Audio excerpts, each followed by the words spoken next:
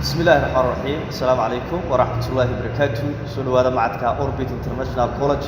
إن شاء الله معك أوربيت انترناشونال كولج مسؤول كل كورس عصب أو دبلومة أو accounting financial accounting يكون بوس. وهذا على كل جو جامعة كديكن دونتان أما جامعة كيل دونتان upgrading.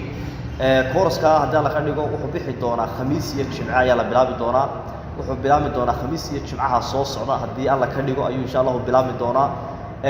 waxaa xilliyada la bilaabayana waxay isugu jiraan 4 galabnimo oo 4 iyo 10 minimo bilaabmi doona ilaa 6 ayuu socon doona hadii alla ka dhigo insha Allah marka course-ka insha Allah cusub ayuu macadku soo kordhiyay iyadoo software ahaan loo dhigi doono hadii alla ka dhigo oo software-ka accounting la dhigi doono barnaamijkii financial accounting 1 iyo 2 la dhigi doono shahaado loo yaqaano hadii alla ka dhigo diploma la bixin doono muddo 5 bilood hadii alla ka dhigo waan ku soo dhaweynayaa dhamaantii waad mahadsantihiin wassalaamu calaykum wa rahmatullaahi wa barakaatuh.